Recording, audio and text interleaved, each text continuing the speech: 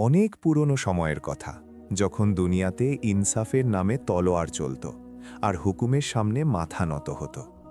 সেই দিনগুলোতে দূর দূরান্তের বসরা শহরে বাদশাহ মাহমুদের হুকুমত ছিল। মাহমুদের নাম শুনলেই শত্রুদের বুক কেঁপে উঠত, আর প্রজারা তার প্রশংসায় পঞ্চমুখ থাকত। বাদশাহ মাহমুদের ব্যক্তিত্ব ছিল এমন যে একবার যা ফয়সালা করে নিতেন তা থেকে এক চুলও নড়চড় হতেন না।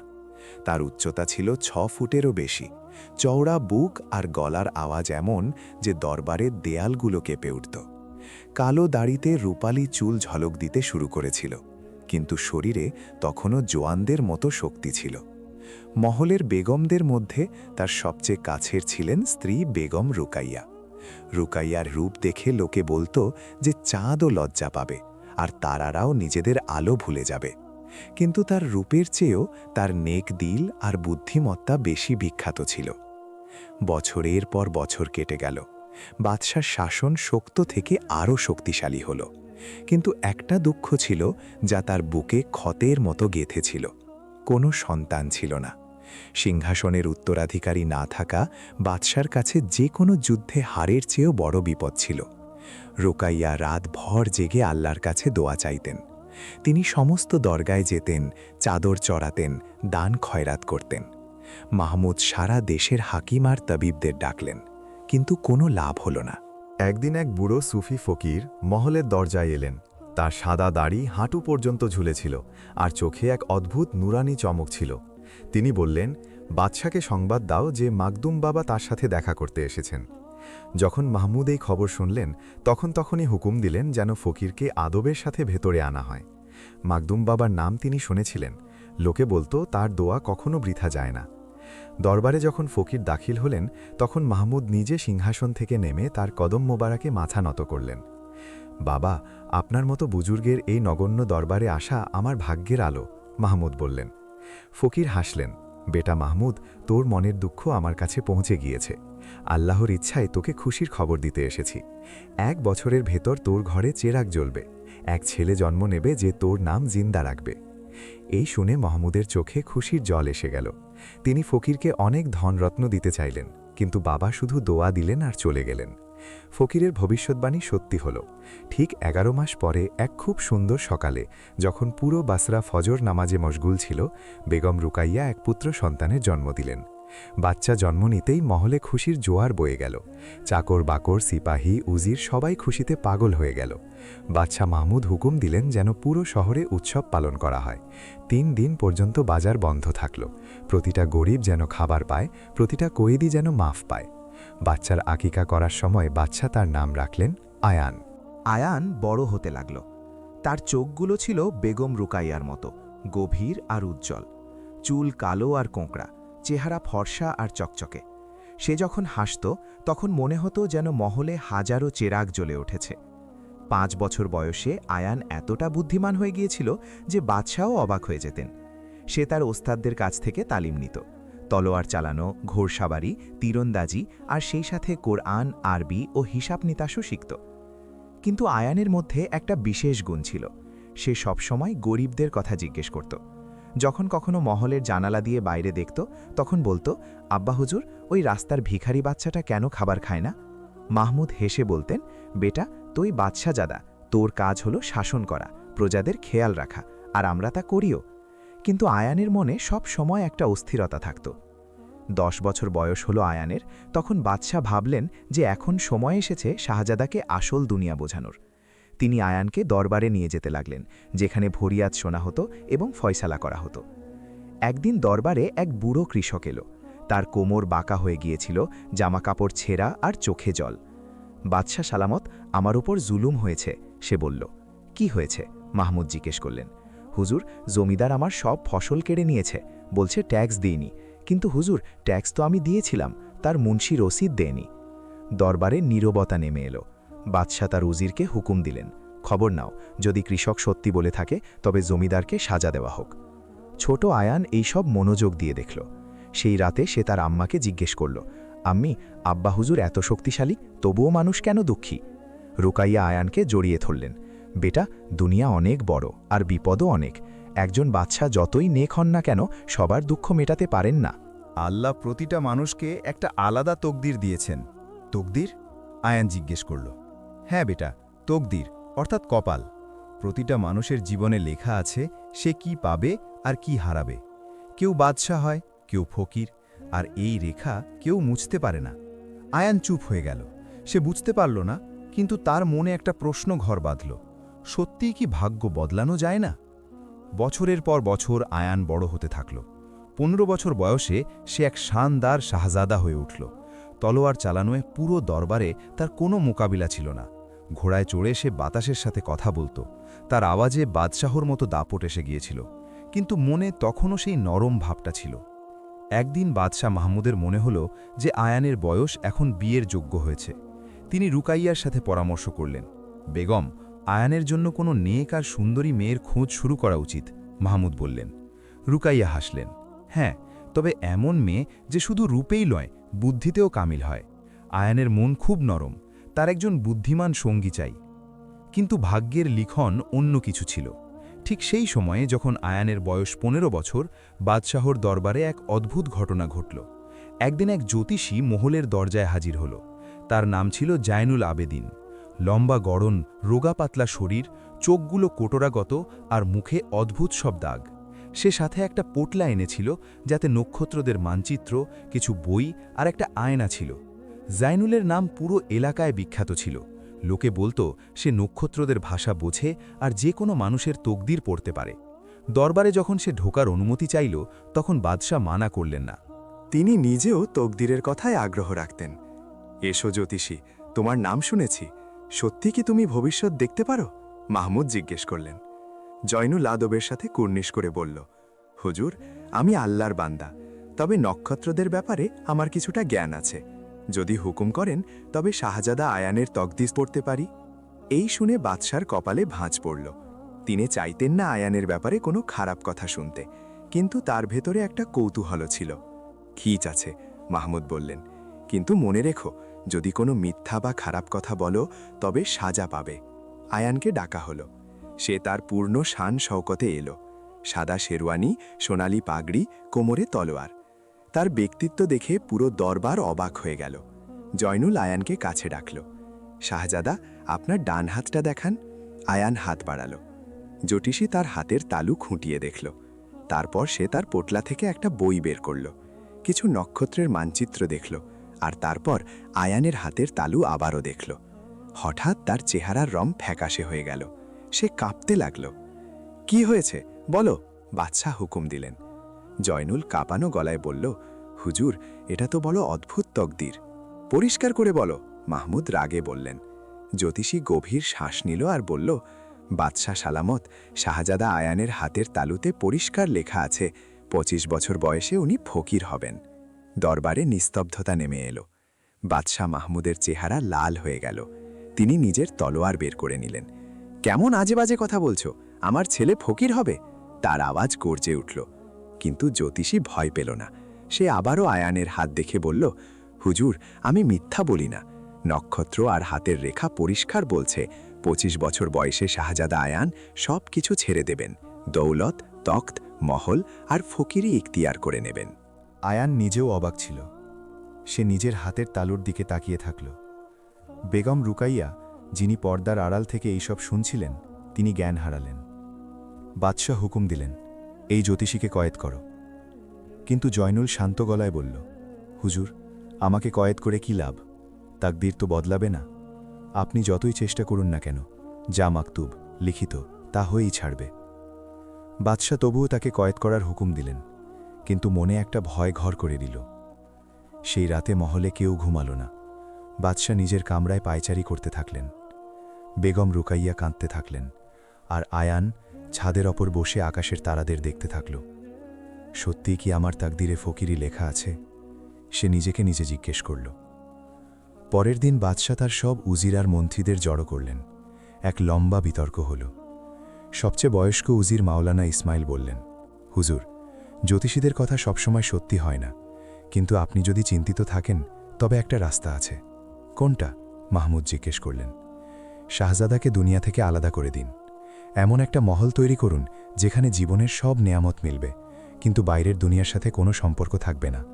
না গরিব দেখবে, না দুঃখ দেখবে, না ফকির দেখবে। শাহজাদা যদি কোনোদিন ফকিরি দেখেই না থাকে, তবে ফকির হবে কেমন করে? বাদশার এই বুদ্ধি পছন্দ হলো, আর এই ফয়সালার সাথেই আয়ানের জীবন এক নতুন মোড় নিল। বাদশাহ মাহমুদ নিজের ফায়সালা করে নিয়েছিলেন। পরের দিন সকালে তিনি পুরো দেশের বিখ্যাত স্থপতি, কারিগর আর শিল্পীদের ডাকলেন। আমার একটা এমন মহল চাই, মাহমুদ দরবারে ঘোষণা করলেন, যাই দুনিয়ার সবচেয়ে সুন্দর মহল হবে, যেখানে জীবনের সব নেয়ামত মজুদ থাকবে। কিন্তু সেই মহল বসরা শহর থেকে দূরে কোনো নির্জন জায়গায় তৈরি করো। আর শোনো, সেই মহলের দেয়াল এত উঁচু হবে যেন বাইরের দুনিয়ার কোনো দৃশ্য ভেতরে না দেখা যায়। সবাই অবাক হল, কিন্তু বাদশার হুকুমের অবাধ্য কে হবে? বসরা থেকে ৩০ কোষ দূরে এক সুন্দর উপত্যকা ছিল, চারদিকে সবুজ গাছপালা, ঝর্ণা আর পাহাড়। সেখানে মহলের ভিত্তি রাখা হলো। ৩ বছর লাগলো সেই মহল বানাতে। সাদা মার্বেল পাথর দিয়ে তৈরি দেয়াল, সোনা রূপা দিয়ে সাজানো ছাদ, হিরে জহরত দিয়ে বাঁধানো দরজা। মহলের ভেতরে বাগান আর হরেক রকমের ফুলের কেয়ারি, পাখিদের জন্য সোনালি খাঁচা, ময়ূরদের জন্য উদ্যান, ঘোড়াদের জন্য রাজকীয় আস্তাবল। মহলে এক বিশাল দরবার, এক চমৎকার লাইব্রেরি, যেখানে দুনিয়ার সব বই রাখা হলো। সঙ্গীতের জন্য বিশেষ কামরা, আর শিকার খেলার জন্য জঙ্গলের মতো একটা অংশও বানানো হলো। কিন্তু সবচেয়ে বিশেষ ব্যাপার ছিল, মহলের দেয়াল 50 ফুট উঁচু ছিল, এতটাই উঁচু যে ভেতর থেকে বাইরের দুনিয়া একদমই দেখা যেত না। যখন মহল তৈরি হলো, তখন বাদশাহ নিজে তা দেখতে গেলেন। তিনি তার উজিরকে বললেন, দেখো, এই মহলে থেকে আয়ান কখনো দুঃখ দেখবে না, না ফকিরি না বিপদ। এখানে শুধু খুশি আর ঐশ্বর্য আছে। সে কেমন করে ফকির হবে? সেই দিন আয়ানের বয়স 18 বছর পূর্ণ হয়েছিল। বাদশাহ তাকে ডাকলেন। বেটা আয়ান, মাহমুদ মায়া করে বললেন, তোমার জন্য এক বিশেষ মহল বানিয়েছি। ওখানে তুমি আরাম করে থাকবে। তোমার তালিম ওখানেই হবে। তোমার সব প্রয়োজন ওখানেই পূরণ হবে। আয়ান জিজ্ঞেস করল, কিন্তু আব্বা হুজুর, আমি এখান থেকে কেন যাব? আমাকে আম্মির কাছে ভাগতে হবে, আপনার কাছে থাকতে হবে। মাহমুদের মন ভরে এলো, কিন্তু তিনি শক্ত হয়ে বললেন, এটা আমার হুকুম, তোমাকে ওই মহলে থাকতে হবে। আর হ্যাঁ, তুমি মাসে একবার এখানে আসতে পারো। আয়ান কিছু বুঝতে পারল না, কিন্তু পিতার হুকুমের সামনে সে মাথা নত করল। পরের দিন এক রাজকীয় কাফেলা আয়ানকে সেই নতুন মহলে নিয়ে গেল। যখন সে মহলে পৌঁছাল, তখন তার চোখ ছানা বড়া হয়ে গেল। এত শানদার, এত সুন্দর মহল সে কখনো দেখেনি। মহলে 100 জন চাকর বাকর রাখা হয়েছিল, সবাই জোয়ান আর হাসি খুশি। বাদশাহ হুকুম দিয়েছিলেন যে কোনো বুড়ো, অসুস্থ বা বিষণ্ণ চেহারার মানুষ যেন মহলে দাখিল না হয়। শুধু খুশি, শুধু আনন্দ, শুধু জওয়ানি আর শুধু চাকচিক্য। আয়ানের সাথে তার বিশেষ ওস্তাদরাও এলেন। তলোয়ারবাজি শেখানোর জন্য ওস্তাদ জালাল, তীরন্দাজির জন্য ওস্তাদ রফিক, বইপত্রের জন্য মাওলানা হারুন। প্রথম কয়েক মাস আয়ানের সব ভালো লাগল। মহলে প্রতিদিন নতুন নতুন জিনিস হতো, কখনো শিকারের আয়োজন, কখনো গানের আসর, কখনো কবিতার দরবার। কিন্তু ধীরে ধীরে আয়ানের মনে এক অদ্ভুত অস্থিরতা ঘর করতে লাগল। সে মহলের উঁচু দেয়ালের দিকে তাকাত আর ভাবত, বাইরে কি আছে? একদিন সে তার ওস্তাদ জালালকে জিজ্ঞেস করল, ওস্তাদ, আমি মহলের দেয়ালে চড়ে বাইরে কেন দেখতে পারি না? জালাল তক্ষুনি বলল, শাহজাদা, বাদশাহ সালামতের হুকুম যে আপনি বাইরের দিকে নজর দেবেন না। বাইরে কিছু নেই, শুধু জঙ্গল আর বিরান ভূমি। এখানে যা আছে তাই যথেষ্ট। কিন্তু আয়ানের মন মানল না। রাতে যখন সবাই ঘুমিয়ে যেত, সে ছাদে যেত আর দেয়ালের কাছে দাঁড়াত। সে শুনত দূর থেকে কোনো পাখির ডাক, বাতাসের শোঁ শোঁ শব্দ, আর কখনো কখনো কোনো মানুষের দূরের কণ্ঠস্বর। 3 বছর এভাবেই কেটে গেল। আয়ান 21 বছর বয়সের হল। একদিন বাদশাহ মাহমুদ আরও একটা ফয়সালা করলেন। তিনি বেগম রুকাইয়াকে বললেন, আয়ানের বিয়ের সময় হয়ে গিয়েছে। যদি তার বিয়ে হয়ে যায়, ঘর সংসার হয়ে যায়, তবে সে আরও দৃঢ়ভাবে মহলে থাকবে। ফকিরির চিন্তা মন থেকে চলে যাবে। রুকাইয়ার কাছেও এই কথা ঠিক মনে হল। পুরো দেশে শাহজাদা আয়ানের জন্য কনের খোঁজ শুরু হল। বাদশাহর একটাই বার্তা ছিল, মেয়ে সুন্দরী হবে, বুদ্ধিমান হবে আর হাসি খুশি হবে। কোনো বিষণ্ণ বা দুঃখী চেহারার মেয়ে লাগবে না। বসরা থেকে ১০০ কোষ দূরে এক ছোট রিয়াসাত বা রাজ্য ছিল সামারখান্দ। সেখানকার নবাব ইকবালের এক মেয়ে ছিল জারিনা। জারিনা শুধু রূপেই নয়, বুদ্ধিতেও ছিল অতুলনীয়। তার চোখগুলো কালো আর গভীর, চুল লম্বা আর রেশমি, আর হাসি এমন যে মন জুড়িয়ে যায়। কিন্তু তার চেয়েও বড় কথা, জারিনা বই পড়ত, কবিতা লিখত আর ঘোড়সাবাড়িতেও পটু ছিল। যখন বাদশাহর দূত নবাব ইকবালকে বার্তা দিল, তখন তিনি খুশিতে আত্মহারা হলেন। বসরার বাদশাহর ছেলের সাথে বিয়ে, এ তো অনেক সম্মানের কথা। জারিনাকেও জিজ্ঞাসা করা হলো। সে শুধু একটা প্রশ্ন করল, শাহজাদা আয়ান কি নেকদিল? বেটি, নবাব বললেন, আয়ানের নেকদিলের কিস্সা পুরো দেশে মশহুর। সে বাদশাহর আদরের ছেলে, কিন্তু মনটা খুব পরিষ্কার। জারিনা রাজি হয়ে গেল। বিয়ের প্রস্তুতি শুরু হলো। পুরো বসরায় উৎসবের আমেজ ছিল। হাজারো মেহমান, প্রচুর খাবার, গান বাজনা। কিন্তু বিয়ে সেই বিশেষ মহলেই হতে হতো যেখানে আয়ান থাকত। বিয়ের দিন জারিনা ডলি সেই মহলে পৌঁছাল। যখন সে প্রথমবার মহলে দাখিল হলো, তখন তার চোখ বিস্ময়ে বড় বড় হয়ে গেল। এত চমৎকার মহল, কিন্তু এত উঁচু দেয়াল কেন? নিকাহ হলো, দাওয়াত হলো, রসম হলো। যখন আয়ান প্রথমবার জারিনাকে দেখল, তার বুক ধড়ফড় করে উঠল। এত সুন্দরী! আর যখন জারিনা আয়ানকে দেখল, তারও ভালো লাগল। লম্বা গড়ন, তীক্ষ্ণ চোখমুখ, আর চোখে এক অদ্ভুত গভীরতা। বিয়ের পর মেহমানরা চলে গেল। বাদশাহ আর বেগমও ফিরে গেলেন। এখন সেই মহলে শুধু আয়ান আর জারিনা থেকে গেল, চাকর বাতর আর ওস্তাদদের সাথে। প্রথম কয়েকদিন সবকিছু খুব সুন্দর ছিল। আয়ান আর জারিনা একে অপরকে জানতে লাগল। তারা বাগানে বেড়াত, বই পড়ত, কবিতা শুনত। কিন্তু এক সপ্তাহ পরে জারিনা আয়ানকে জিজ্ঞেস করল, শাহজাদা, এই মহল এত সুন্দর, কিন্তু এর দেয়ালগুলো এত উঁচু কেন? বাইরে কি আছে? আয়ান চুপ হয়ে গেল। তারপর বলল, আমি জানি না জারিনা। আব্বা হুজুরের হুকুম যে আমরা বাইরে যাব না, বাইরে দেখব না। কিন্তু কেন? জারিনা জিজ্ঞেস করল। হয়তো বাইরে কোনো বিপদ আছে, আয়ান আন্দাজ করল। জারিনার এই কথা হজম হল না। সে একজন মুক্ত চিন্তার মেয়ে ছিল। সে বন্দিত্ব পছন্দ করত না, তা সোনার খাঁচাতেই হোক না কেন। এক রাতে যখন আয়ান ঘুমিয়ে গেল, জারিনা চুপিসারে উঠল আর মহলে ঘুরতে লাগল। সে দেয়ালের কাছে গেল। দেয়াল এত উঁচু ছিল যে তার শেষ প্রান্তও দেখা যেত না। এটা কেমন জীবন, সে ভাবল, যেখানে আমাদের বাইরের দুনিয়া দেখারও অনুমতি নেই? পরের দিন সকালে জারিনা আয়ানকে বলল, আমাকে বাইরে যেতে হবে। আয়ান ঘাবড়ে গেল। না জারিনা, আব্বা হুজুরের হুকুম আছে। কিন্তু কেন? জারিনা জেদ করল। আমরা কয়েদি নই, আমাদের বাইরে যাওয়ার অধিকার আছে। আয়ান বোঝানোর চেষ্টা করল, কিন্তু জারিনা মানল না।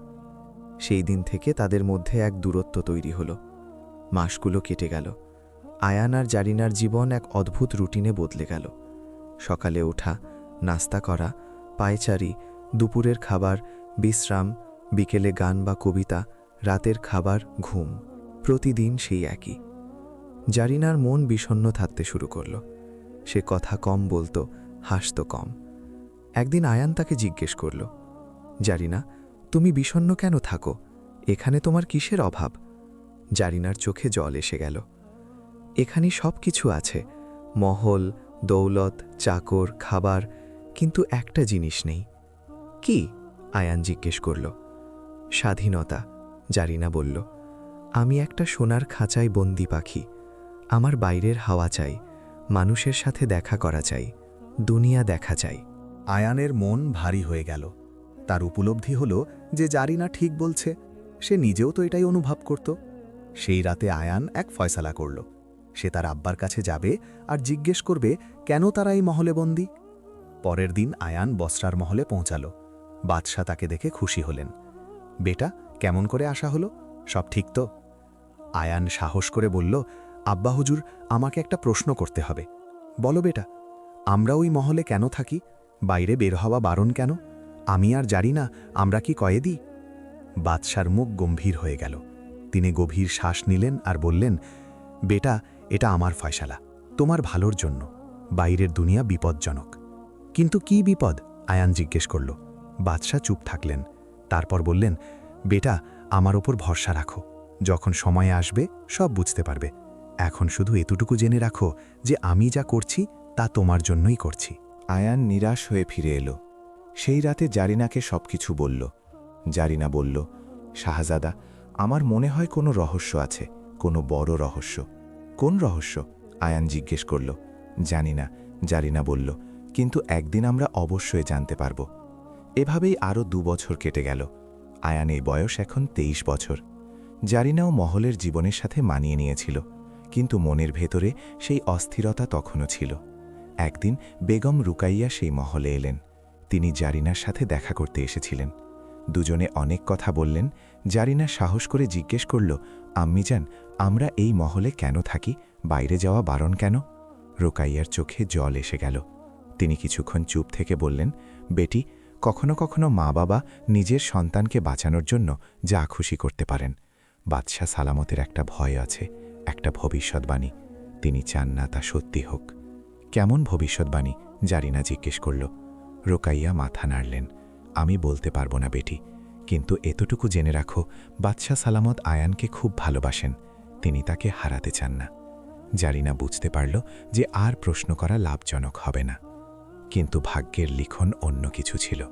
আয়ানের 25তম জন্মদিন ঘনিয়ে আসছিল। বাদশাহ ভাবলেন, যদি সেই দিনটা কেটে যায় তবে জ্যোতিষীর ভবিষ্যৎবাণী ভুল প্রমাণিত হবে। তিনি হুকুম দিলেন যে আয়ানের 25তম জন্মদিনে এক বিশাল উৎসব হবে। প্রস্তুতি শুরু হলো। সেই বিশেষ মহলকে আরও সাজানো হলো। হাজারো প্রদীপ, ফুলের মালা, রংবেরঙের কাপড়। কিন্তু ভাগ্যের কি পরিহাস! সেই রাতেই যখন সব প্রস্তুতি চলছিল, মহলের রান্নাঘরে কোনো চাকরের অসাবধানতায় আগুন লেগে গেল। প্রথমে তো ছোট একটা স্ফুলিঙ্গ ছিল, কিন্তু হাওয়া তেজ ছিল, আগুন ছড়াতে লাগল। আয়ান আর জারিনা নিজেদের কামরায় ঘুমিয়েছিলেন, যখন হঠাৎ চিৎকার শোনা গেল, আগুন, আগুন লেগে গিয়েছে! আয়ান উঠে বাইরে দৌড়ে গেল। ধোঁয়া চারদিকে ছড়িয়ে পড়ছিল। আগুনের লেলিহান শিখা মহলের একটা অংশ গিলে খাচ্ছিল। আয়ান চিৎকার করে উঠল। জারিনাও বাইরে এলো। দুজনে দেখল আগুন নিয়ন্ত্রণের বাইরে চলে যাচ্ছে। চাকর বাকররা জল ঢালছিল, কিন্তু কোনো কাজ হচ্ছিল না। হঠাৎ এক বিকট শব্দ হলো। মহলের একটা অংশ ধসে পড়ল।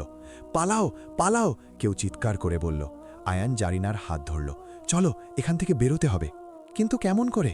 মহলের সব দরজা আগুনের কবলে ছিল। দেয়াল! জারিনা বলল, দেয়ালের দিকে দৌড়াও। দুজনে দৌড়ালো। ধোঁয়ায় শ্বাস নেওয়া মুশকিল হয়ে যাচ্ছিল। আগুনের উত্তাপ মুখ পুড়িয়ে দিচ্ছিল। মহলের পেছনের দেয়ালের কাছে পৌঁছালো। সেখানে একটা ছোট গেট ছিল, যা সবসময় বন্ধ থাকত। আয়ান তার পুরো শক্তি দিয়ে দরজায় ধাক্কা দিল। 1 বার, 2 বার, 3 বার। দরজা ভেঙে গেল। আর তারপর জীবনের প্রথমবার আয়ান মহলের দেয়ালের বাইরে পা রাখেও। জারিনাও তার সাথে ছিল। দুজনে দৌড়াতে থাকল। মহলের আগুন এখন আকাশ ছুঁইছে। পেছনে ফিরে তাকালো তো বুক ফেটে গেল। পুরো মহল জ্বলছে। তারা এক গাছের নিচে থামল, হাঁপাতে লাগল। আয়ান জারিনার দিকে তাকালো। তুমি ঠিক আছো? জারিনা মাথা নাড়ল। তারপর সে চারদিকে তাকালো।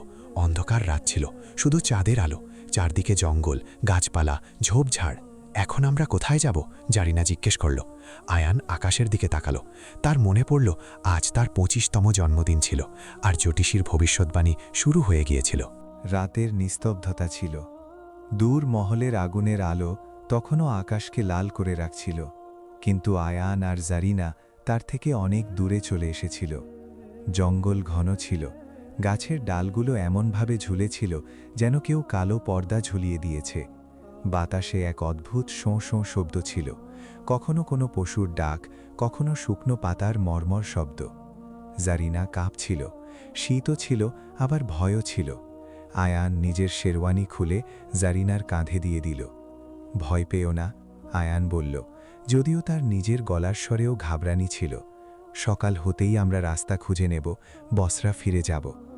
কিন্তু রাতে কোথায় থাকব? জারিনা জিজ্ঞেস করল। আয়ান চারদিকে দেখল। এক বড় গাছের নিচে শুকনো পাতা জমা ছিল। এই গাছের নিচেই সকাল পর্যন্ত অপেক্ষা করি। দুজনে সেই গাছের নিচে বসল। আয়ান কিছু শুকনো কাঠ জোগাড় করল আর 2টো পাথর ঘষে আগুন জ্বালানোর চেষ্টা করল। সে তলোয়ারবাজি শিখেছিল, ঘোষ সবারই শিখেছিল, কিন্তু জঙ্গলে বেঁচে থাকা এটা সে কখনো শেখেনি। অনেক চেষ্টার পর একটা ছোট আগুনের কণা বের হল। ধীরে ধীরে আগুন জ্বলে উঠল। দুজনে আগুনের পাশে বসল।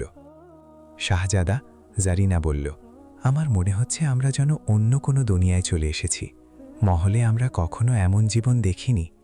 আয়ান আগুনের শিখার দিকে তাকালো। তুমি ঠিকই বলছো জারিনা, প্রথমবার আমার উপলব্ধি হচ্ছে যে মহলের দেয়ালের বাইরেও একটা দুনিয়া আছে, এক আসল দুনিয়া। সেই রাতে দুজনেরই ঘুম আসলো না, প্রতিটা আওয়াজে চমকে উঠছিল, ভয় লাগছিল কোনো বন্য পশু না চলে আসে। অবশেষে সকাল হলো, সূর্যের প্রথম আলো যখন গাছের ফাঁক দিয়ে উঁকি দিল, তখন দুজনে স্বস্তির নিঃশ্বাস ফেলল। চলো, আয়ান বলল, কোনো রাস্তার খোঁজ করি। দুজনে চলতে শুরু করল। জঙ্গলে কোনো পাকা রাস্তা ছিল না, তারা ঝোপঝাড় কেটে পাথর টপকে এগিয়ে যেতে থাকল। দুপুর হয়ে এলো, পেটে খিদে লাগতে শুরু করেছিল। জারিনা বলল, আমার খুব খিদে পেয়েছে, কিছু খাওয়ার পাওয়া যাবে? আয়ান এক গাছে ঝুলন্ত আম দেখল, সে গাছে চড়ে কিছু আম পেড়ে আনল। দুজনে সেই আম খেল। মহলের রাজকীয় দস্তরখানে কখনো এমন আম খায়নি তারা, কিন্তু আজ সেই আম অমৃতের মতো লাগছিল। জারিনা, আয়ান বলল, এখন আমি বুঝতে পারছি যে খিদে কী জিনিস। মহলে তো আমরা কখনো আসল খিদে দেখিনি। চলতে চলতে সন্ধে হয়ে এলো, এখনও কোনো রাস্তা পাওয়া যায়নি, কোনো মানুষও নজরে আসেনি। আয়ান চিন্তিত হয়ে পড়ল, মনে হচ্ছে আমরা রাস্তা হারিয়ে ফেলেছি। তখনই জারিনা বলল, দেখো, ওটা কি? ধোঁয়া, তার মানে ওখানে কেউ আছে। চলো, আয়ান বলল। দুজনে সেই দিকে এগিয়ে গেল। যতই কাছে গেল, এক ছোট কুঁড়েঘর নজরে এলো। বাঁশ আর মাটির তৈরি কুঁড়েঘর, বাইরে এক ছোট চুলা জ্বলছিল। কুঁড়েঘরের বাইরে এক বুড়ো মানুষ বসেছিল, তার দাড়ি সাদা আর লম্বা, জামাকাপড় ছেঁড়া পুরনো কিন্তু পরিষ্কার, চেহারায় এক অদ্ভুত নূর ছিল। আয়ান সামনে এগিয়ে গেল। আসসালামু আলাইকুম বুজুর্গ। বুড়ো চোখ খুলল, তার চোখগুলো খুব গভীর ছিল, যেন কোনো কুঁয়োর দিকে তাকাচ্ছ। ওয়ালাইকুম আসসালাম বেটা, বুড়ো হাসি মুখে বলল। কেমন করে আসা হলো এই বিরান ভূমিতে? আয়ান সব কাহিনী শোনাল, মহলে আগুন লাগা, পালানো, জঙ্গলে পথ হারানো। বুড়ো মনোযোগ দিয়ে শুনতে থাকল, তারপর বলল, এসো বসো, ক্ষুধার্ত আছো হয়তো, খাবার বানাচ্ছি। আয়ান আর জেরিনা কুঁড়েঘরের বাইরে বসল। বুড়ো চুলার ওপর এক মাটির পাত্র রাখল আর তাতে ডাল রান্না করতে লাগল, সাথে কিছু শুকনো রুটিও গরম করল। যখন খাবার তৈরি হলো, তখন বুড়ো দুজনকে পরিবেশন করল। আয়ান আর জেরিনা দেখল শুধু ডাল আর রুটি, কোনো রাজকীয় খাবার নয়, কোনো মিষ্টি নয়, কোনো সবজি নেই। কিন্তু খিদে এতটাই ছিল যে দুজনে মন ভরে খেল। আর আশ্চর্যের ব্যাপার, তারা মহলের রাজকীয় খাবারের চেয়ে বেশি স্বাদ পেল। খাবার খাওয়ার পর বুড়ো জিজ্ঞেস করল, তোমরা কারা? আয়ান ভাবল কি বলবো। যদি বলি আমি বসরার সাজ্জাদা, তবে হয়তো এই বুজুর্গ ভয় পাবে অথবা খুব আদবের সাথে ব্যবহার করতে শুরু করবে। তার এটা পছন্দ ছিল না। আমি একজন মুসাফির, আয়ান বলল, আর এটি আমার স্ত্রী। বুড়ো হাসি মুখে বলল, বেটা, মিথ্যে বলার দরকার নেই, আমি জানি তুমি কে। তুমি বসরার বাদশাহ মাহমুদের ছেলে আয়ান, আর ইনি শাহজাদি জারিনা। আয়ান অবাক হয়ে গেল, আপনি কেমন করে জানলেন? বুড়ো আকাশের দিকে তাকালো। বেটা, ফকির আমি, আল্লাহর ইবাদাত করি, আর আল্লাহ যখন চান তার বান্দাদের কিছু জ্ঞান দিয়ে দেন।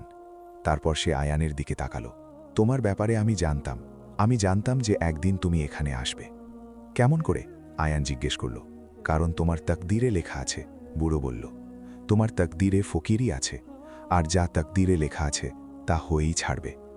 আয়ানের মনে পড়ল জ্যোতিষীর ভবিষ্যৎবাণী। আজ তার 25তম জন্মদিন ছিল, আর সে এক ফকিরের কুঁড়েঘরে বসেছিল। বুজুর্গ, আয়ান বলল, আপনার নাম কি? লোকেরা আমাকে দরবেশ বাবা বলে, বুড়ো বলল। আমি 50 বছর ধরে এই জঙ্গলে থাকি, দুনিয়া ছেড়ে দিয়েছি, সব কিছু ছেড়ে দিয়েছি, এখন শুধু আল্লাহর ইবাদত করি। কিন্তু আপনি একা এখানে কেমন করে থাকেন? জারিনা জিজ্ঞেস করল। আপনার কোনো কষ্ট হয় না? দরবেশ বাবা হাসলেন। বেটি, যার কাছে আল্লাহ আছে তার কোনো কিছুর অভাব হয় না।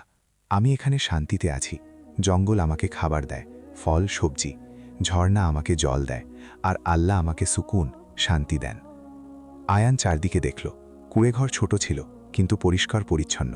এক কোণে বই রাখা ছিল, কোরআন, হাদিস, কিছু সুফি সন্তদের লেখা। অন্য কোণে এক জায়নামাজ আর তসবি। বাবা, আয়ান জিজ্ঞেস করল, আপনি এত শান্তিতে কেমন করে থাকেন? আমরা তো আমাদের পুরো জীবন মহলে কাটালাম, সব নেয়ামত ছিল, তবুও মনের ভেতর অস্থিরতা থাকত। দরবেশ বাবা গভীর শ্বাস নিলেন। বেটা, সুকুন বাইরের জিনিসে থাকে না, মনের ভেতর থাকে। তোমার কাছে মহল ছিল, দৌলত ছিল, কিন্তু তোমার মন খালি ছিল। আসল খুশি তো আল্লাহকে স্মরণ করার মাঝে আছে, তার শকর আদায় করার মাঝে আছে। আয়ান চুপ হয়ে গেল। এই কথাগুলো তার কাছে অদ্ভুত লাগছিল, কিন্তু সাথে সাথে কিছু একটা সঠিকও মনে হচ্ছিল। রাত হয়ে গিয়েছিল। দরবেশ বাবা বললেন, আজ রাত তোমরা এখানেই থাকো, কাল সকালে তোমাদের বসরার রাস্তা বলে দেব। আয়ান আর জারিনা কুড়ে ঘরের ভেতরে ঘুমালো। জায়গা খুব ছোট ছিল, শক্ত জমিন, কোনো গদি ছিল না, কোনো বালিশ ছিল না। কিন্তু ক্লান্তি এতটাই ছিল যে দুজনেই গভীর ঘুমে তলিয়ে গেল। সকালে যখন আয়ানের চোখ খুলল, সে দেখল দরবেশ বাবা নামাজ পড়ছিলেন। সূর্যের প্রথম আলো তার মুখে পড়ছিল। তার চেহারায় এমন এক নূর ছিল যে আয়ান অপলক তাকিয়ে থাকল। নামাজের পর দরবেশ বাবা আয়ানকে কাছে ডাকলেন। বেটা, তুমি কি বসরা ফিরে যেতে চাও? হ্যাঁ বাবা, আয়ান বলল। আমার আব্বা আম্মি খুব চিন্তিত হবেন, তারা ভাবছেন হয়তো আমরা আগুনে পুড়ে মরে গিয়েছি। দরবেশ বাবা মাথা নাড়লেন। ঠিক আছে, ঝর্ণার পাশ দিয়ে একটা রাস্তা গিয়েছে, ওটা সরাসরি বসরার দিকে যায়, তোমরা ওই রাস্তা দিয়ে চলে যাও। আয়ান আর জারিনা যাওয়ার প্রস্তুতি নিতে লাগলো। কিন্তু যাওয়ার সময় আয়ান জিজ্ঞেস করল, বাবা, আমি কি আপনাকে কিছু জিজ্ঞেস করতে পারি? বলো বেটা, আপনি এতটা হাসি খুশি কেমন করে থাকেন? আপনার কাছে তো কিছুই নেই, না মহল, না দৌলত, না চাকর বাকর, তবুও আপনার চেহারায় যে সুকুন, শান্তি আছে তা আমি কখনো দেখিনি। দরবেশ বাবা হাসলেন। বেটা, খুশি বাইরের জিনিসে থাকে না, ভেতরের শান্তিতে থাকে। যখন তুমি দুনিয়ার মহব্বত ছেড়ে দাও, তখন আল্লাহর মহব্বত পাওয়া যায়, আর ওই মহব্বত যে কোনো মহলের চেয়েও বড়। আয়ানের মনের ভেতর কিছু একটা কেঁপে উঠল।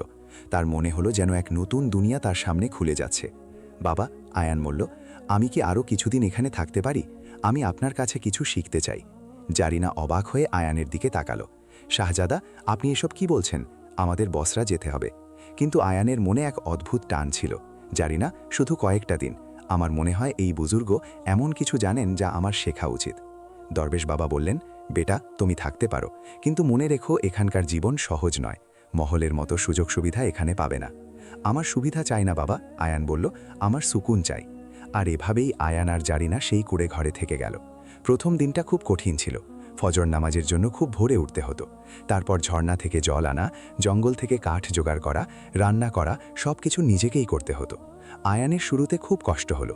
কাঠ কাটতে কাটতে তার হাতে ফোসকা পড়ে গেল, জলের বালতি বইতে বইতে পিঠে ব্যথা শুরু হলো। কিন্তু ধীরে ধীরে সে অভ্যস্ত হয়ে গেল। দরবেশ বাবা তাকে সব কিছু শেখাতেন, কেমন করে ঝর্ণা থেকে পরিষ্কার জল বের করতে হয়, কেমন করে জঙ্গলের ভোজ্য ফল চিনতে হয়, কেমন করে আগুন জ্বালাতে হয়, আর সবচেয়ে জরুরি, কেমন করে নিজের মনকে পরিষ্কার রাখতে হয়। বেটা, দরবেশ বাবা বলতেন, ফকিরি মানে শুধু গরিব হওয়া নয়, ফকিরি মানে হলো মনকে দুনিয়ার লোভ থেকে খালি করা। তুমি বাদশাহ হয়েও মনে মনে ফকির হতে পারো, আবার তুমি ফকির হয়েও মনে মনে বাদশাহ হতে পারো। আয়ান এই কথাগুলো বোঝার চেষ্টা করত। একদিন দরবেশ বাবা আয়ানকে একটা বই দিলেন। এটা পড়ো বেটা, এতে সুফি সন্তদের কথা আছে। আয়ান বইটা পড়তে শুরু করল। তাতে লেখা ছিল, আসল বাদশা সেই যে নিজের নফসের প্রবৃত্তির ওপর হুকুম চালায়। আসল ফকির সেই যে দুনিয়াতে থাকে, কিন্তু দুনিয়া তার মনের ভেতর থাকে না। আয়ানের মগজে এক নতুন বোধ আসতে শুরু করল। সপ্তাহের পর সপ্তাহ কেটে গেল। আয়ান বদলে যেতে লাগল। তার শেরওয়ানি এখন ছিঁড়ে পুরনো হয়ে গিয়েছিল, মুখে দাড়ি গজিয়েছিল, হাতে কঠোর পরিশ্রমের ছাপ এসে গিয়েছিল। জারিনাও বদলে যাচ্ছিল। আগে সে ছিল মহলের নাদুস নুদুস বেগম, এখন সে রোজ রান্না করে, কাপড় ধোয়ে, ঝর্ণা থেকে জল আনে। আর আশ্চর্যের ব্যাপার, সে খুশি ছিল, মহলের চেয়েও বেশি খুশি। এক সন্ধ্যায় আয়ান আর জারিনা ঝর্ণার পাড়ে বসেছিল। চাঁদের আলো জলের ওপর ঝিকমিক করছিল। শাহজাদা, জারিনা বলল, আমাকে একটা কথা জিজ্ঞেস করার ছিল। বলো, আয়ান বলল। আপনি কি সত্যি এখানে থাকতে চান? বসরা ফিরে যেতে চান না? আয়ান জলের ঢেউয়ের দিকে তাকালো। জারিনা, আমি জানি না, কিন্তু যে সুকুন আমি এখানে পাচ্ছি তা মহলে কখনো পাইনি।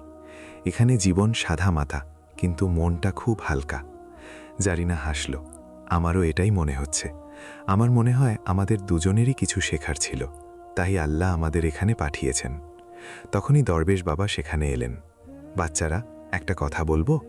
জি বাবা, আয়ান বলল। তোমাদের দুজনের তকদিরে অনেক বড় পরীক্ষা আছে, কিন্তু আল্লাহ তোমাদের এখানে এই কারণেই পাঠিয়েছেন, কারণ তোমাদের আসল জীবনের পাঠ শেখার ছিল। এখন তোমরা এখানে 3 মাস কাটিয়েছ, তোমরা অনেক কিছু শিখেছ, কিন্তু এখন সময় এসে গিয়েছে। কিসের সময়? আয়ান জিজ্ঞেস করল। তোমাদের বসলায় ফিরে যেতে হবে, দরবেশ বাবা বললেন। তোমার ওয়ালেদ, পিতা, খুব অসুস্থ, তার তোমাদের প্রয়োজন। আয়ানের বুক ধক করে উঠল। আব্বা হুজুর অসুস্থ? আপনি কেমন করে জানলেন? দরবেশ বাবা হাসি মুখে বললেন, বেটা, আল্লাহ তার খাস বান্দাদের কিছু ইলম দিয়ে দেন। তোমার বাবার হার্ট অ্যাটাক হয়েছে, তিনি তোমাকে খুঁজছেন। আয়ানের চোখে জল এসে গেল। আমাকে তখনই যেতে হবে। হ্যাঁ বেটা, দরবেশ বাবা বললেন, আর মন দিয়ে শোনো, যা তুমি এখানে শিখেছ তা ভুলে যেও না। তুমি বাদশা হবে, কিন্তু মনে মনে ফাকির থেকো, এটাই আসল উদ্দেশ্য। পরের দিন সকালে আয়ান আর জারিনা বসরার দিকে রওনা হলো। দরবেশ বাবা তাদের দোয়া দিলেন। বেটা, শেষবারের মতো দরবেশ বাবা বললেন, মনে রেখো, তাকদিরে যা লেখা আছে তা কেউ মুছতে পারে না। তুমি ফাকির হবে, এটা লেখা ছিল, আর তুমি মনে মনে ফাকির হয়ে গিয়েছ। এখন তোমার কাজ হলো দুনিয়াতে থেকেও ফাকিরিকে জিন্দা রাখা। বাবা, আপনি আমার জীবন বদলে দিয়েছেন। আর এইভাবেই আয়ান আর জারিনা বসরার দিকে চলতে লাগল। এক নতুন সফর শুরু হয়েছিল। বসরার রাস্তা অনেক লম্বা ছিল। আয়ান আর জারিনা পায়ে হেঁটে চলছিল। তাদের কাছে না ঘোড়া ছিল, না কোনো সাবারি। কিন্তু 3 মাসের ফাকিরই তাদের মজবুত বানিয়ে দিয়েছিল। পথে একটা গ্রাম পড়ল। ছোট গ্রাম, মাটির ঘর, কাঁচা রাস্তা। আয়ান আগে কখনো এমন গ্রাম দেখেনি। মহলের দেয়ালের ভেতরে সে কখনো সুযোগই পায়নি। গ্রামের কুঁয়োয় কিছু মহিলা জল ভরছিল। তারা যখন আয়ান আর জারিনাকে দেখল, তখন এক বৃদ্ধা মহিলা জিজ্ঞেস করল, বেটা, কোথায় যাচ্ছ? বসরা, আয়ান বলল। বসরা তো এখনো 2 দিনের পথ, মহিলা বলল। তোমাদের খুব ক্লান্ত লাগছে, এসো আমাদের ঘরে বিশ্রাম নাও। আয়ান অবাক হল, এই মহিলা তাকে চেনে না, তবুও এতটা মহব্বত দিয়ে লাগছে। তারা মহিলার ঘরে গেল। ঘরটা ছোট ছিল, একটাই কামরা, কিন্তু পরিষ্কার পরিচ্ছন্ন। মহিলা তাদের খাবার খাওয়ালো, রুটি, ডাল আর সামান্য সবজি। খাবার খাওয়ার সময় আয়ান দেখল, এই ঘরে খুব কম খাবার আছে, তবুও এই মানুষগুলো নিজেদের শেষ খাবারটুকুও মেহমানদের দিয়ে দিচ্ছে। আম্মি যান, আয়ান বলল, আপনারা আমাদের এত খাবার দিলেন, আপনারা কি খাবেন? মহিলা হাসি মুখে বলল, বেটা, মেহমান আল্লাহর রহমত হয়, আমরা কিছু না কিছু ব্যবস্থা করে নেব। আয়ানের চোখে জল এসে গেল। সে তার জীবনে প্রথমবার আসল মেহমানদারি দেখল। সেই রাতে আয়ানের ঘুম আসল না।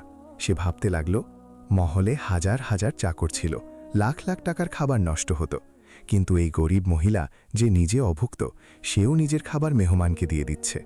আসল ইনসানিয়ত কি তাহলে এটাই?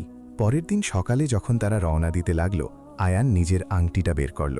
এটা সেই আংটি যা বাদশা তাকে দিয়েছিলেন, সোনার তৈরি আর হিরে বসানো। আম্মি যান, আয়ান বলল, এটা নিন আপনার মেহেরবানির বদলে। মহিলা অবাক হয়ে আংটি দেখল। বেটা, এ তো অনেক দামি। তুমি কে? শুধু একজন মুসাফির, আয়ান বলল, কিন্তু আপনার নেকি কখনো ভুলব না। আর তারা এগিয়ে গেল। 2 দিনের সফরের পর অবশেষে বসরা নজরে আসলো। শহরের জাঁকজমক, বাজারের ভিড়, মহলের উঁচু মিনার সবকিছু আগের মতোই ছিল, কিন্তু আয়ান বদলে গিয়েছিল। যখন তারা মহলের দরজায় পৌঁছালো, তখন পাহারাদাররা তাদের থামালো। কে তোমরা? এখানে ফকির আসতে পারবে না। আয়ান নিজের মুখ দেখালো, আমি শাহজাদা আয়ান। পাহারাদাররা হতভম্ব হয়ে গেল। শাহজাদা, আপনি জিন্দা আছেন? খবরটা আগুনের মতো ছড়িয়ে পড়ল। সবাই দৌড়ে এলো, উজির, মন্ত্রী, চাকর বাকর সবাই। শাহজাদা, আপনি সালামত আছেন? সবাই স্বস্তির নিঃশ্বাস ফেলল। আব্বা কোথায়? আয়ান জিজ্ঞেস করল। হুজুর খুব অসুস্থ, আপনার শোকে তার মন খুব দুর্বল হয়ে গিয়েছে, তিনি প্রতি মুহূর্তে আপনাকে ডাকছেন। আয়ান দৌড়ে তার বাবার কামরায় গেল। বেগম রুকাইয়া সেখানে বসে কাঁদছিলেন। বাদশাহ মাহমুদ বিছানায় শুয়েছিলেন। খুব দুর্বল আর বৃদ্ধ লাগছিল তাকে। আব্বা হুজুর, আয়ান চিৎকার করে উঠল। মাহমুদ চোখ খুললেন। যখন তিনি আয়ানকে দেখলেন, তার বিশ্বাসই হচ্ছিল না। আয়ান, তুমি জিন্দা আছো? আয়ান তার বাবাকে জড়িয়ে ধরল।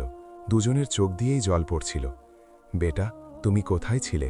মাহমুদ জিজ্ঞেস করলেন। আমরা ভেবেছিলাম তুমি আগুনে পুড়ে গিয়েছ। আয়ান সব শুনল। জঙ্গলে পথ হারানো, দরবেশ বাবার সাথে দেখা হওয়া, 3 মাসের ফকিরি। মাহমুদ সব শুনলেন। তারপর তিনি গভীর শ্বাস নিলেন। তাহলে সেই ভবিষ্যৎবাণী সত্যি হয়ে গেল, তুমি ফকির হয়ে গেলে। হ্যাঁ আব্বা হুজুর, আয়ান বলল, কিন্তু এতে খারাপ কিছু নেই। ফকিরি আমাকে আসল জীবন শিখিয়েছে, আমাকে ইনসানিয়াত শিখিয়েছে। মাহমুদ আয়ানের চেহারার দিকে তাকালেন। তার ছেলের চোখে এক নতুন নূর ছিল। সে আগের চেয়ে আলাদা লাগছিল, অনেক বেশি বুদ্ধিমান, অনেক বেশি মানুষ। বেটা, মাহমুদ বললেন, আমি ভুল ছিলাম। আমি তাকদীরকে আটকানোর চেষ্টা করেছিলাম, কিন্তু তাকদীর তো হয়েই ছাড়ে। তবে এখন আমি বুঝতে পারছি, হয়তো এই তাকদীর তোমার ভালোর জন্যই ছিল। পরের কয়েক সপ্তাহে বাচ্চার শরীর কিছুটা ভালো হলো। আয়ান প্রতি মুহূর্তে তার পাশে থাকত, তাকে ওষুধ দিত, তার সাথে কথা বলত। কিন্তু হাকিম চিকিৎসকরা পরিষ্কার বলে দিয়েছিলেন, বাদশার মন খুব দুর্বল হয়ে গিয়েছে, তার এখন বিশ্রামের প্রয়োজন। হুকুমত চালানোর দায়িত্ব নেওয়া তার পক্ষে মুশকিল। একদিন মাহমুদ আয়ানকে ডাকলেন। দরবারে সব উজির আর আমিররা মজুদ ছিলেন। আজ আমি এক গুরুত্বপূর্ণ ঘোষণা করতে যাচ্ছি, মাহমুদ বললেন। আমার শরীর এখন হুকুমত চালানোর মতো নেই, তাই আমি আমার ছেলে আয়ানকে আমার উত্তরাধিকারী ঘোষণা করছি। সে এখন থেকে বসরার শাসনভার সামলাবে। পুরো দরবারে হাততালি পড়ল। কিন্তু আয়ানের মনে এক ভয় ছিল, সে কি এই দায়িত্ব সামলাতে পারবে? সেই রাতে আয়ান জারিনাকে বলল, আমার খুব ভয় লাগছে। আমি এইমাত্র ফকিরি থেকে ফিরলাম, আর এখন আমাকে বাদশাহত সামলাতে হবে। এই দুটো কতটা আলাদা। জারিনা আয়ানের হাত ধরল। মনে রাখুন, দরবেশ বাবা কি বলেছিলেন, তুমি বাদশাহ হবে কিন্তু মনে মনে ফকির থাকবে, শুধু ওটাই করতে হবে। আয়ান ভাবল, হ্যাঁ, এটাই ঠিক, আমি বাদশাহ হব, কিন্তু আমি ওই সব কিছু ভুলব না যা আমি ফকিরিতে শিখেছি। পরের দিন থেকে আয়ান হুকুমত সামলানো শুরু করল, কিন্তু তার পদ্ধতি ছিল একদম আলাদা। প্রথম কাজ, সে দরবারের সময় বদলে দিল।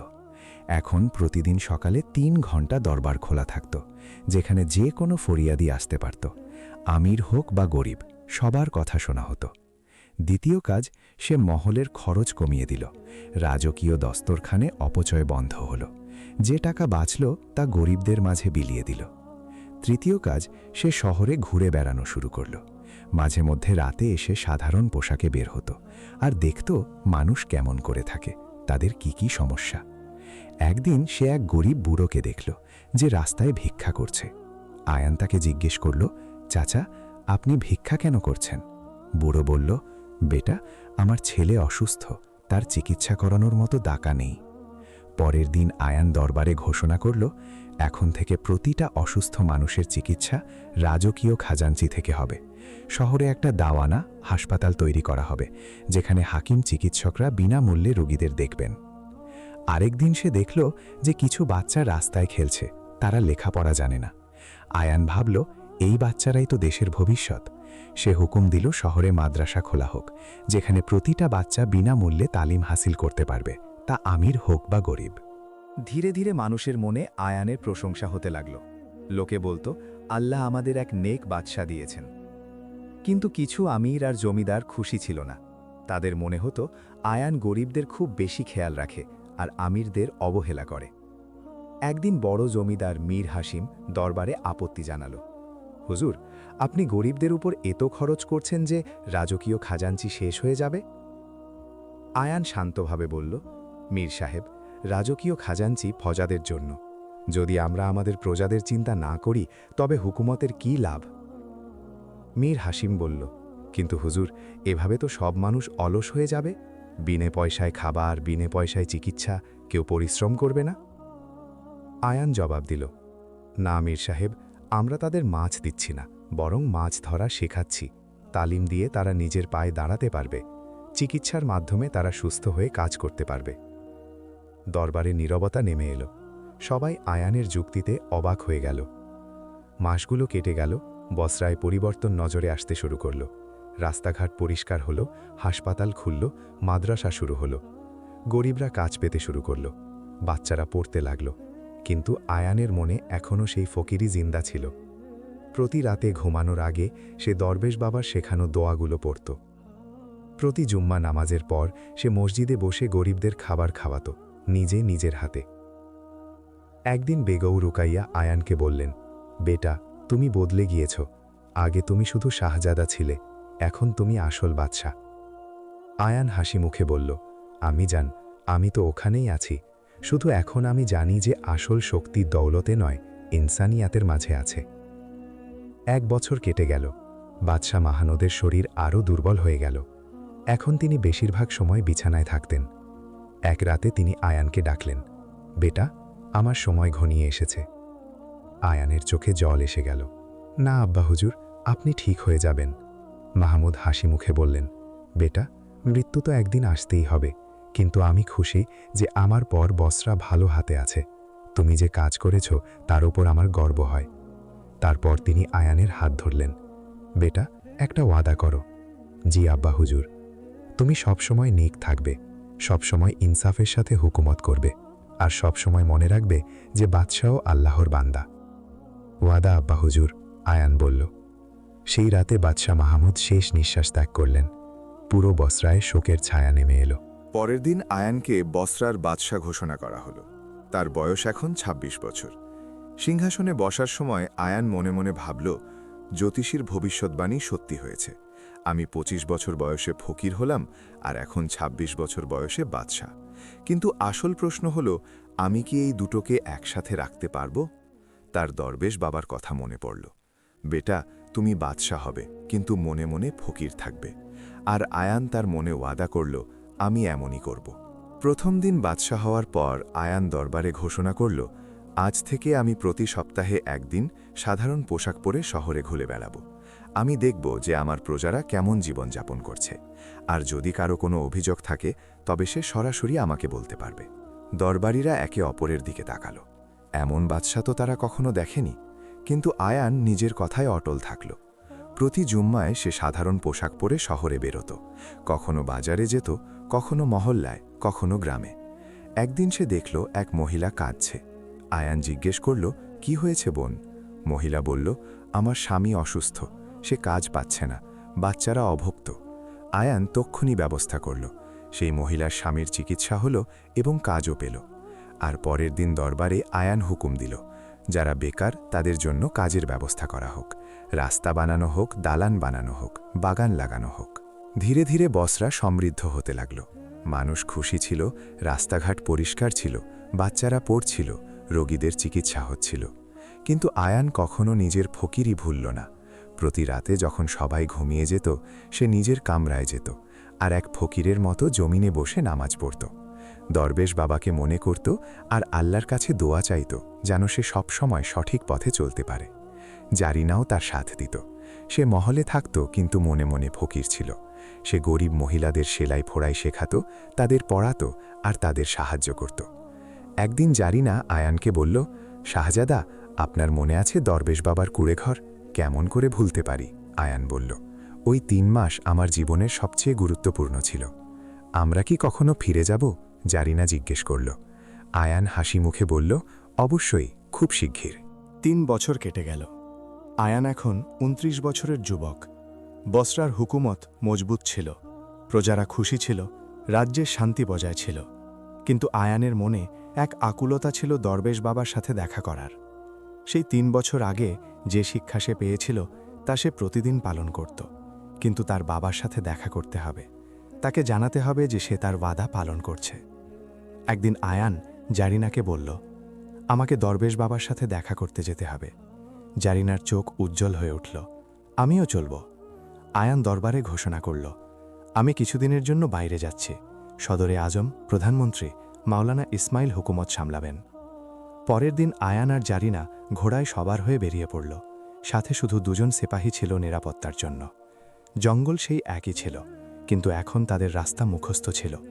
২ দিনের সফরের পর তারা সেই জায়গায় পৌঁছাল যেখানে দরবেশ বাবার কুঁড়েঘর ছিল। কিন্তু পৌঁছানোর পর তারা অবাক হয়ে গেল। কুঁড়েঘর সেখানে ছিল না, শুধু এক খালি জায়গা ছিল, কিছু পুরনো কাঠ আর ছাই। আয়ানের মন খারাপ হয়ে গেল। বাবা কোথায় গেলেন? তখনই পেছন থেকে এক আওয়াজ আসল, কাকে খুঁজছ? আয়ান ঘুরে দেখল দরবেশ বাবা দাঁড়িয়ে আছেন, কিন্তু তাকে আগের চেয়েও বৃদ্ধ লাগছিল। তার দাড়ি আরও সাদা হয়ে গিয়েছে, মুখে আরও বলিরেখা পড়েছে, কিন্তু চোখে সেই একই নূর ছিল। বাবা! আয়ান দৌড়ে তার কাছে গেল এবং তার পায়ে লুটিয়ে পড়ল। দরবেশ বাবা আয়ানের মাথায় হাত রাখলেন। ওঠো বেটা, এখন তুমি বাদশাহ, তোমার কারো পায়ে পড়ার দরকার নেই। না বাবা, আয়ান বলল, আমি আপনার শাগরেদ, শিষ্য। আপনি আমাকে জীবনের আসল তালিম দিয়েছেন। দরবেশ বাবা হাসি মুখে বললেন, তাহলে বলো, কি শিখলে? আয়ান দাঁড়িয়ে বলল, বাবা, আমি শিখলাম যে আসল শক্তি দৌলতে নয়, ইনসানিয়াতের মাঝে। আমি শিখলাম যে বাদশাহ হওয়া সহজ, কিন্তু নেক বাদশাহ হওয়া মুশকিল। আর সবচেয়ে বড় কথা, আমি শিখলাম যে ফকিরি মনের বিষয়, পোশাকের নয়। দরবেশ বাবার চোখে জল এসে গেল। সাবাস বেটা, তুমি আসল পাঠ শিখে নিয়েছ। তারপর তিনি জিজ্ঞেস করলেন, কিন্তু বলো, তুমি কি প্রতিদিন নিজের ফকিরিকে জিন্দা রাখো? আয়ান মাথা নত করল। বাবা, আমি চেষ্টা করি। দিনে বাদশাহ হয়ে ইনসাফ করি, প্রজাদের খেদমত করি। কিন্তু রাতে? রাতে কি? বাবা জিজ্ঞেস করলেন। রাতে আমি একাকী হই, আয়ান বলল। তখত ছেড়ে দিই, মুকুট খুলে ফেলি। জমিনে বসে নামাজ পড়ি। আল্লাহর কাছে দোয়া চাই যেন আমাকে পথে রাখেন, আর আপনাকে মনে করি। দরবেশ বাবা আয়ানকে জড়িয়ে ধরলেন। বেটা, তুমি তা করে দেখিয়েছ যা খুব কম মানুষ করতে পারে। তুমি ফকিরি আর বাদশাহাতকে একসাথে রেখেছ। দিনে বাদশাহ, রাতে ফকির, এটাই আসল কামাল। তারপর তিনি জারিনার দিকে তাকালেন। আর তুমি বেটি, কেমন আছো? জারিনা বলল, বাবা, আমি ওখানেই সব শিক্ষা কাজে লাগাচ্ছি। মহলে থাকি, কিন্তু মনে মনে ফকির। গরিব মহিলাদের শেখাই, তাদের সাহায্য করি। সাবাস, দরবেশ বাবা বললেন। তোমরা দুজনেই তাকদীরকে বুঝে ফেলেছ। তাকদীরের রেখা মোছে না, কিন্তু তার মানে বদলে দেওয়া যায়। আয়ান জিজ্ঞেস করল, বাবা, আপনার কুড়ে ঘরের কি হলো? আগুন লেগে গিয়েছিল, বাবা বললেন, কিন্তু কোনো ব্যাপার না।